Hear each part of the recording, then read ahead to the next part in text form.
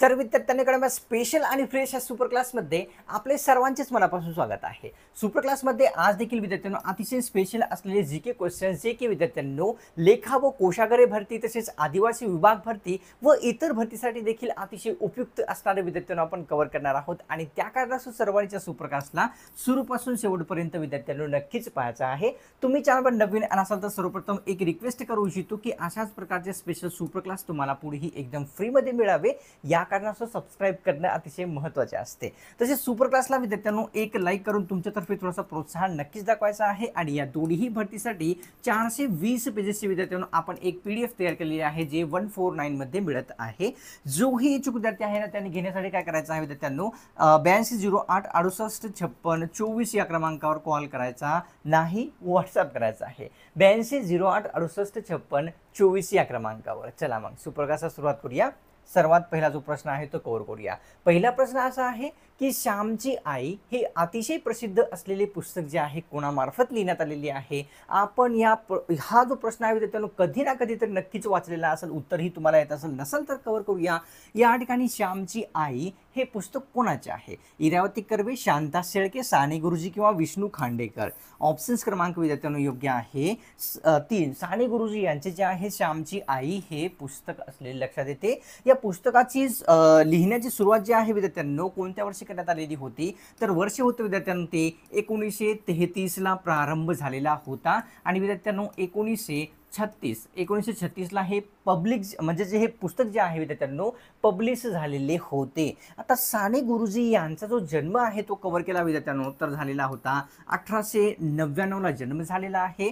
तसेच यांचा मृत्यू जो आहे विद्यार्थ्यांनो 1950 या वर्षी झालेला आहे हे लक्षात येते। जन्म जर कोठे झालेला आहे तर एक ठिकाण आहे पालगड या नावाचे ठिकाण आहे विद्यार्थ्यांनो। हे जे ठिकाण आहे कोणत्या तर रत्नागिरी या जिल्ह्यात स्थित आहे हे लक्षात येते। तर हा सर्व डेटा अतिशय महत्त्वाचा आहे आपल्या सर्वांसाठी। कव्हर करूया पुढचा प्रश्न जो की आहे आपल्या समोर दुसऱ्या क्रमांकाचा नायसिनचे प्रमाण खालीलपैकी कशामध्ये सर्वात जास्त असते ते प्रश्नात विचारलेले। नायसिनचे प्रमाण ऑप्शन्समध्ये दिलेले आहे डाळी, मका, ज्वारी किंवा या ठिकाणी गहू। ऑप्शन्स क्रमांक या ठिकाणी 1 योग्य आहे। डाळीमध्ये जे आहे विद्यार्थ्यांनो नायसिनचे जे प्रमाण आहे ना सर्वात जास्त असते दिलेल्या पर्यायापैकी लक्षात येते। कव्हर करूया प्रश्न तिसरा। पांढरे ढग हे प्रसिद्ध पुस्तक खालीलपैकी कोणाचे आहे विचारलेलं। पांढरे ढग हे पुस्तक विचारलेले की कोणाचे? नरेंद्र दाभोळकर, इरावती कर्वे, शांता शेळके किंवा विष्णू या ठिकाणी खांडेकर। ऑप्शन्स क्रमांक 4 योग्य आहे।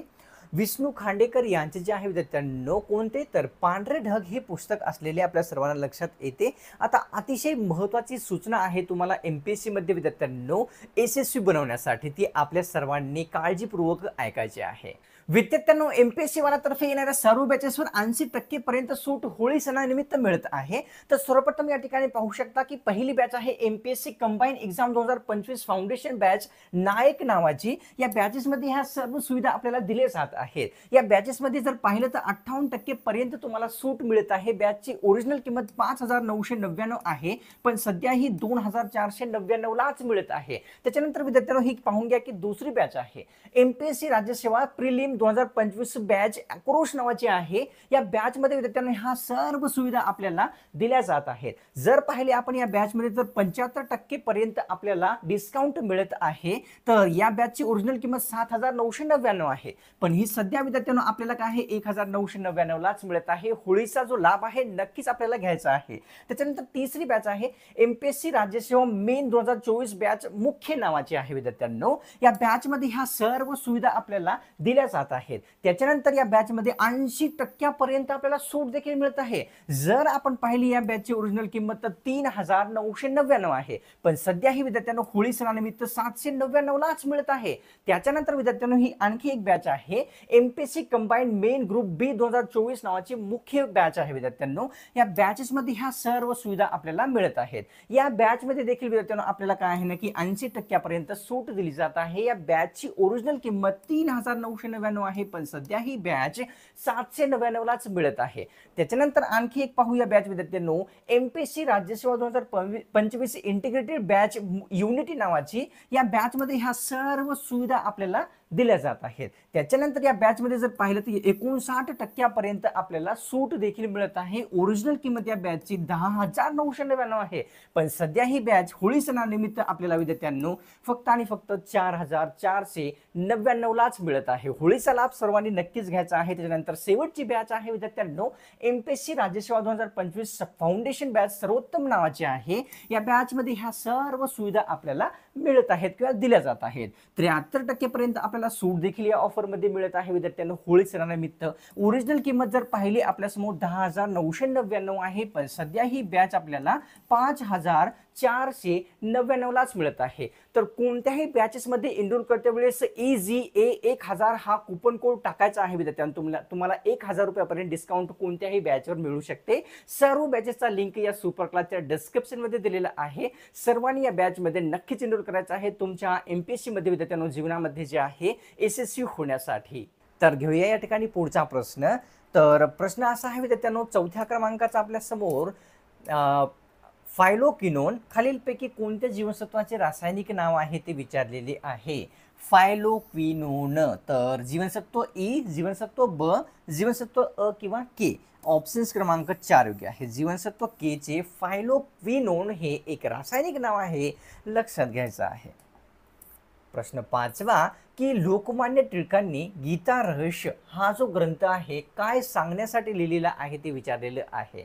लोकमान्य टिळक यांचा गीता रहस्य ग्रंथ आहे हे A to Z व्यक्तींना किंवा विद्यार्थ्यांना माहीत आहे, पण गीता रहस्य काय सांगण्यासाठी लिहिलेलं आहे मला तर वाटतं की मोजक्याच विद्यार्थ्यांना माहीत असेल. नसेल तर कौन करूया. समवेद, भक्तिवेद, कर्मयोग किंवा वरील सर्व. ऑप्शन्स क्रमांक योग्य आहे 3. गीता रहस्य हा जो ग्रंथ आहे विद्यार्थ्यांनो कर्मयोग सांगण्यासाठी जे आहे लिहिण्यात आलेला होता. गीता रहस्य ग्रंथ कोठे लिहिलेला होता विद्यार्थ्यांनो, तर या ठिकाणी मंडालेचे तुरुंग आहे, या तुरुंगामध्ये जे आहे लोकमान्य टिळक यांनी जे आहे विद्यार्थ्यांनो हा ग्रंथ लिहिलेला होता. कोणत्या वर्षी लिहिलेला होता, वर्ष आहे 1915. 1915ला लिहिलेला हे लक्षात येते आपल्या सर्वांच्या. कव्हर करूया पुढचा प्रश्न. तर प्रश्न आहे 6वा की भ्रष्टाचारामध्ये जगामध्ये भारताचा कितवा क्रमांक लागतो ते विचारलेलं आपल्या सर्वांना लक्षात येते. भ्रष्टाचारामध्ये जगात भारताचा कितवा क्रमांक लागतो 2024 नुसार विचारलेला आहे. ठीक आहे, 80, 85, 82 किंवा 89. चला यामध्ये पर्याय नसल्या कारणास्तव आपण इकडे कव्हर करूया. तर 2024 नुसार विचारलेलं आहे. तर 2024 मध्ये विद्यार्थ्यांनो 96वा क्रमांक आहे. 2023 जर आपण पाहिलं 2023 मध्ये भारताचा भ्रष्टाचारात नंबर होता विद्यार्थ्यांनो 93व्या क्रमांकावर होता, हे आपल्या सर्वांना लक्षात येते. कव्हर करूया पुढचा प्रश्न.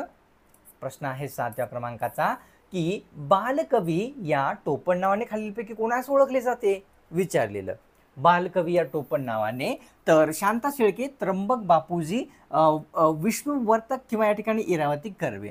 ऑप्शन्स क्रमांक या ठिकाणी योग्य आहे विद्यार्थ्यांना 2. त्र्यंबक बापूजी यांना जे आहे कोणत्या नावाने, तर बालकवी या नावाने ओळखतात. प्रश्न 8वा कव्हर करूया.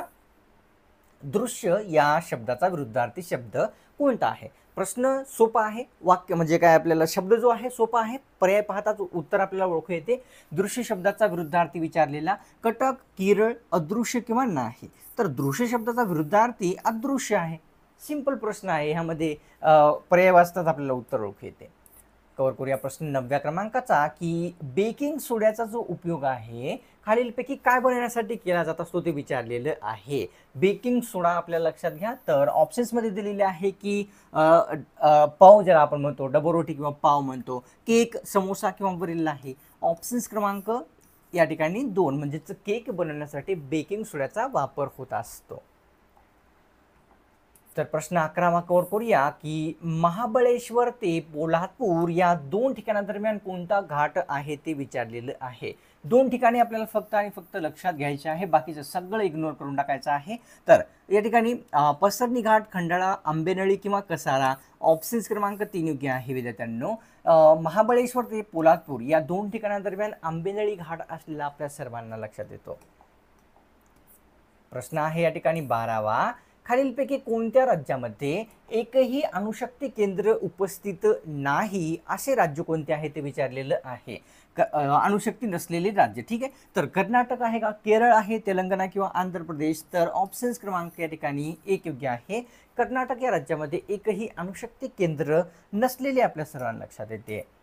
तर 13वा प्रश्न असा आहे, महात्मा गांधी सेतू कोणत्या नदीवर स्थित आहे ते आपल्याला विचारलेलं आहे. कोणत्या नदीवर आहे महात्मा गांधी सेतू? तर ऑप्शन्समध्ये दिलेली आहे गंगा, भीमा, नीरा किंवा कृष्णा. तर ऑप्शन्स क्रमांक एक योग्य आहे. गंगा नदीवर महात्मा गांधी सेतू हे स्थित असलेले आपल्या सर्वांना लक्षात येते. प्रश्न 14वा की तेलबिया उत्पादनामध्ये वाढ करण्यासाठी कोणती क्रांती करण्यात आलेली होती ते विचारलेलं आहे. तेलबियाच्या उत्पादनामध्ये वाढ करण्यासाठी काय केलेली होती, कोणती क्रांती? श्वेत क्रांती, धागा क्रांती, नील क्रांती किंवा पीत क्रांती. तर ऑप्शन्स क्रमांक या ठिकाणी योग्य आहे 4, म्हणजेच पीत क्रांती जी आहे तेलबियामध्ये उत्पादनामध्ये वाढ करण्यासाठी झालेली होती, हे लक्षात येते. कव्हर करूया प्रश्न या ठिकाणी 15व्या क्रमांकाचा की कॉर्पोरेशन कर खालीलपैकी कोणाकडून आकारला जात असतो ते विचारलेलं आहे. कर लक्षात घ्या, कॉर्पोरेशन कर विचारलेला आहे. तर राज्य सरकार, केंद्र सरकार किंवा जिल्हा सरकार विद्यार्थ्यांनो. तर ऑप्शन्स क्रमांक आपल्या समोर या ठिकाणी एक योग्य आहे. म्हणजेच काय, राज्य सरकार यांच्याकडून कॉर्पोरेशन कर हा आकारला जात असतो, हे लक्षात येते. प्रश्न 16वा, जालियनवाला बाग हत्याकांड या घटनेनंतर कोणता आयोग स्थापन करण्यात आलेला होता ते विचारलेलं आहे. जालियनवाला बाग हत्याकांड या घटनेनंतर कोणता आयोग स्थापन झालेला होता? हंटर आयोग, नीती आयोग, योजना आयोग किंवा वरील नाही. ऑप्शन्स क्रमांक या ठिकाणी एक योग्य आहे. हंटर आयोग हा जो आयोग आहे विद्यार्थ्यांनो, कधी, तर जालियनवाला बाग हत्याकांड झाला त्याच्यानंतर आयोजित करण्यात आलेला होता किंवा गठीत करण्यात आलेला होता. तर कोळंबी व सेवंडे हे कोणत्या प्रकारच्या पाण्यातील मासे आहेत ते विचारलेलं आहे. कोळंबी व सेवंडे हे मासे आहेत या ठिकाणी आपल्याला कळत आहे प्रश्नामध्ये. तर नितळ पाणी, गोड पाणी, खारे पाणी किंवा काळे. ऑप्शन्स क्रमांक योग्य आहे या ठिकाणी विद्यार्थ्यांनो आपल्यासमोर 3, म्हणजेच खाऱ्या पाण्यातील कोणते या ठिकाणी कोळंबी तसेच सेवंडे हे मासे असलेले लक्षात येतात. प्रश्न 18वा की राजकारण हे समाजकारण बनले पाहिजे असे उद्गार कोणी काढलेले होते किंवा कोणी म्हटलेले होते?